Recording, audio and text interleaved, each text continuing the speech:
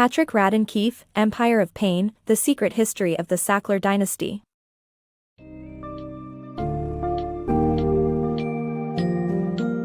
Embark on a journey through the rise and fall of the Sackler dynasty, a family notorious for its part in the opioid crisis in the U.S. In Empire of Pain, Patrick Radden Keefe pulls back the curtain on the secretive world of the Sacklers, revealing the ambitious beginnings of Arthur Sackler, who transformed pharmaceutical advertising, and the eventual dominance of Purdue Pharma, launched by his brothers Mortimer and Raymond. Explore the story of how OxyContin, a potent painkiller, was aggressively marketed and became the catalyst for widespread addiction and devastation, while the Sackler family reaped massive financial rewards. From their luxurious lifestyles to their philanthropic ventures, uncover the true cost of the Sacklers' deeds and the indelible stain on their legacy.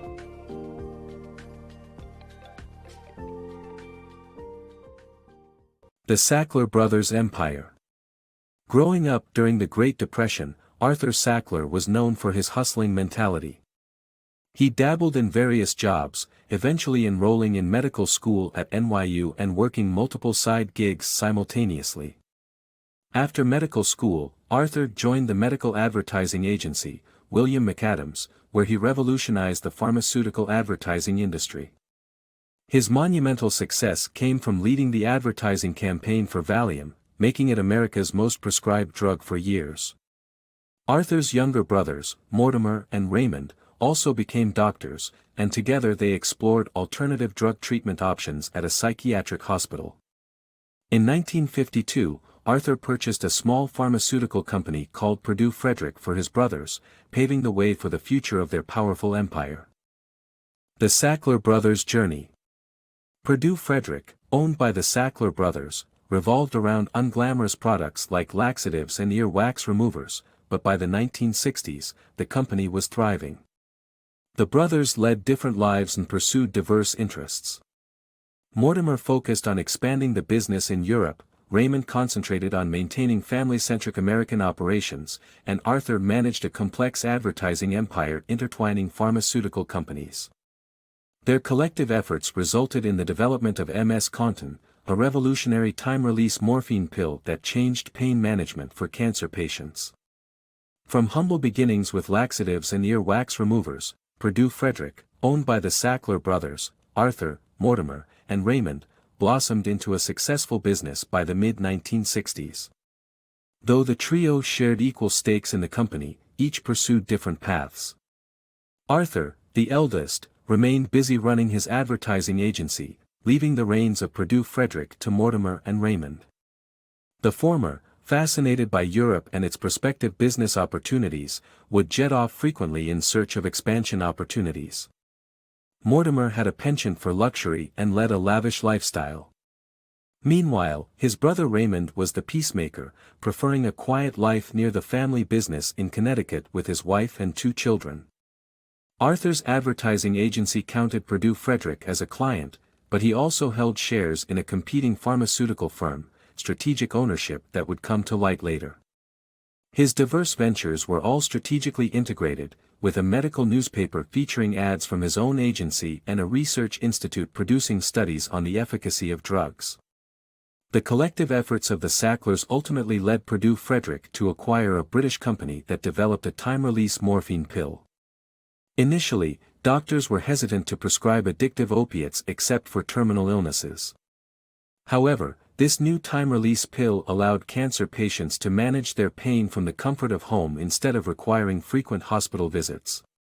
This breakthrough in pain management was christened OxyContin, marking another milestone on the Sackler brothers' entrepreneurial journey. Behind the Sacklers' legacy. The renowned Sackler family built a prominent name in the art world while remaining enigmatic in their business dealings. Despite their numerous philanthropic endeavors, Arthur Sackler's questionable marketing techniques and Purdue Frederick's controversial drug OxyContin have raised concerns about the reasons behind their reclusiveness. At the heart of New York City lies the Metropolitan Museum of Art, a prestigious art institution that has played host to the extensive collection of Chinese art owned by Arthur Sackler. Ranking among the elite of New York high society, Sackler strove for an even grander space, culminating in the opening of the spectacular Sackler wing in 1978. The wing boasted a towering glass wall, an immense reflecting pool, and the ruins of an ancient Egyptian temple. The Sackler brothers were known for their philanthropy, generously donating funds to secure naming rights in renowned institutions worldwide. As a result, the Sackler name graces countless landmarks, such as the University of Oxford's Sackler Library, Tate Modern's Sackler Escalator, and Guggenheim Museum's Sackler Center for Arts Education. Strangely, the Sacklers were substantially more private regarding their business affairs. They were known to avoid interviews and shun the spotlight, choosing to wield their influence from behind the scenes. Arthur's intention may have been to veil the interconnected nature of his various enterprises. However, his wealth accumulation due to questionable marketing practices to promote Valium usage has raised eyebrows in hindsight. Moreover, Purdue Frederick, their pharmaceutical company, faced FDA scrutiny for releasing OxyContin without approval.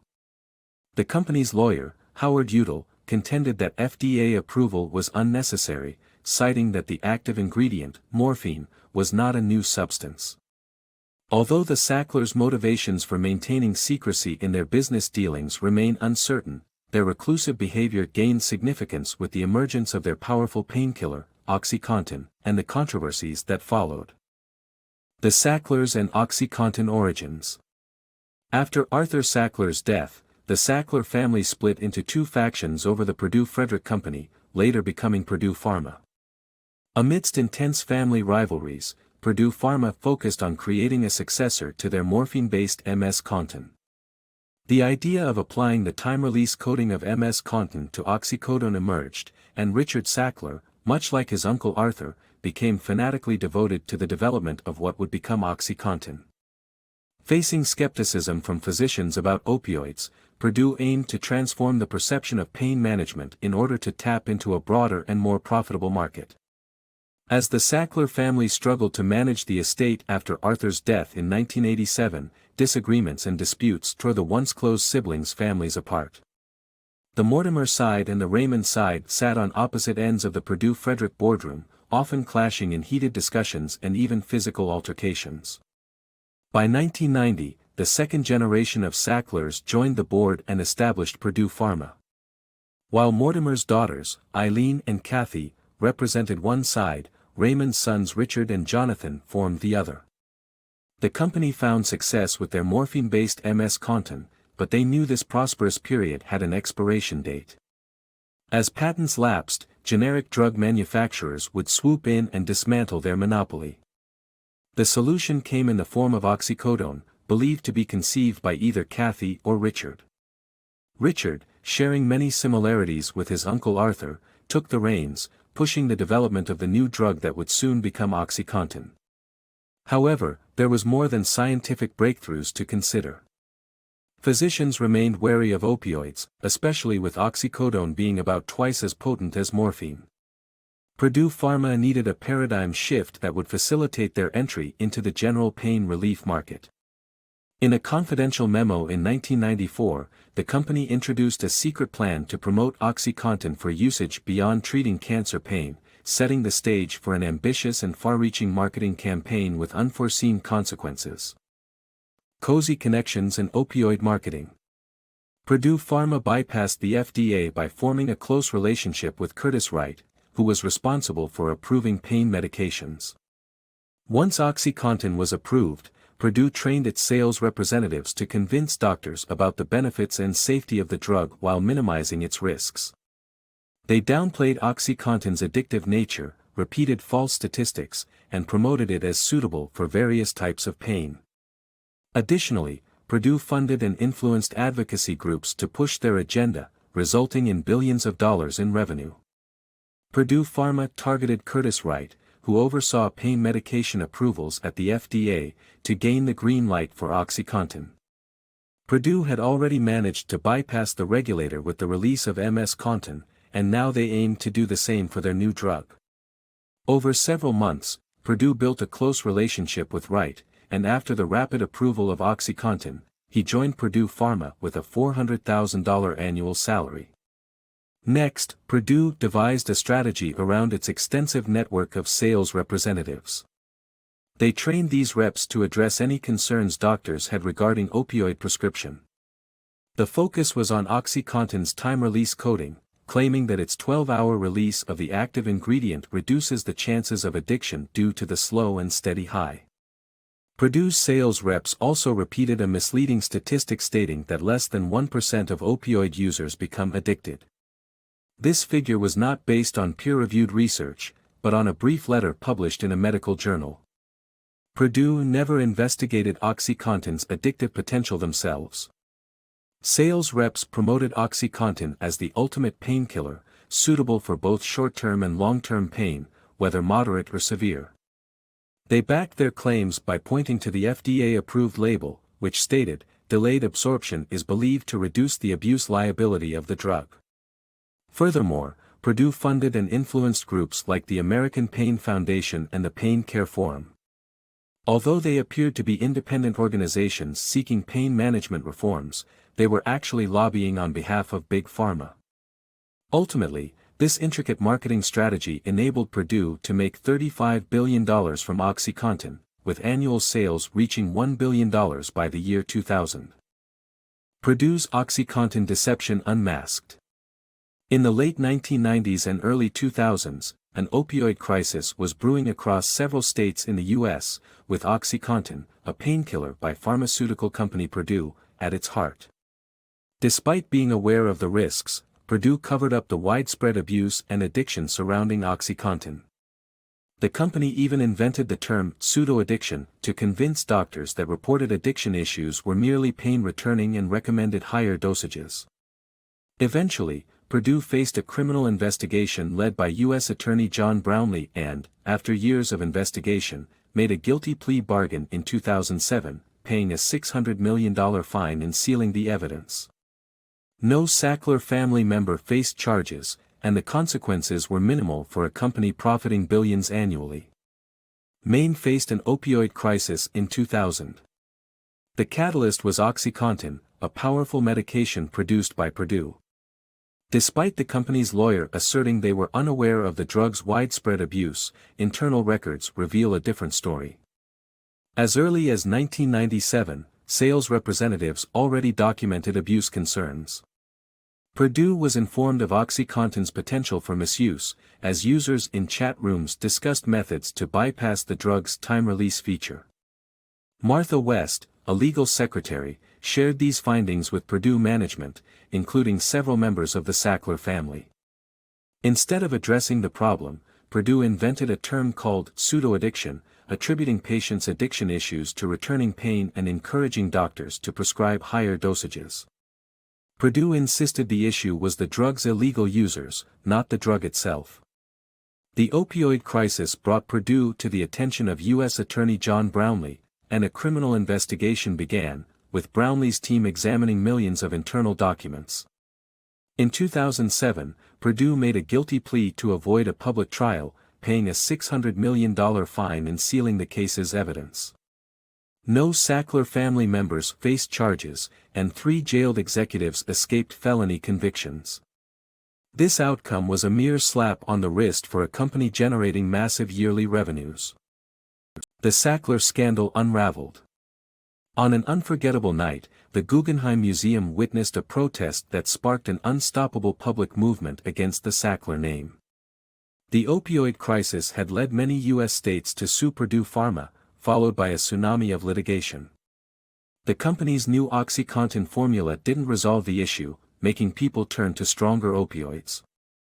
Purdue Pharma would be organized into a public trust under an all-state deal.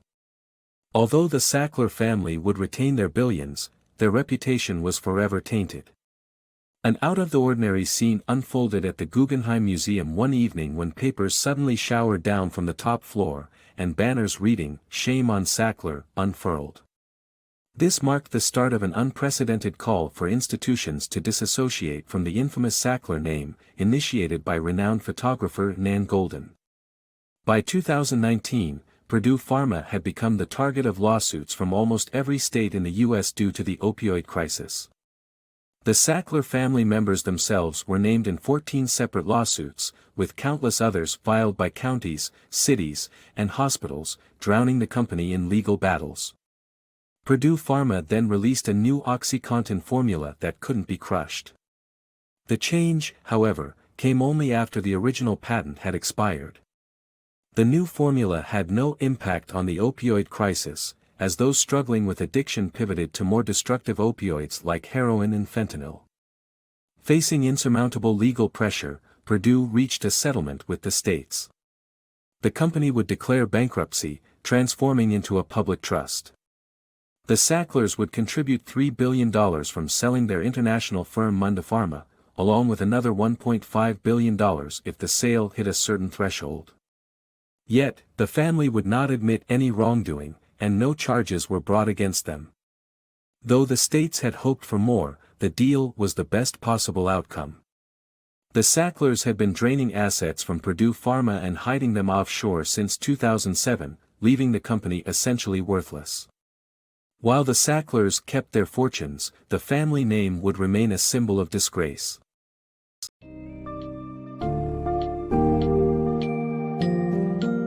The legacy of the Sackler family could have been one of medical advancements and philanthropy, but instead, it is now overshadowed by the role they played in the opioid crisis. Despite making billions from OxyContin, the Sacklers managed to escape charges and save their fortune while Purdue Pharma suffered. Although institutions are now removing their names from galleries, libraries, and escalators, the devastation left behind cannot be erased. As a cautionary tale, Empire of Pain serves as a reminder of the immense power and influence that wealthy individuals can wield and the potential for disastrous consequences when ethics and morals are pushed aside in the pursuit of fortune.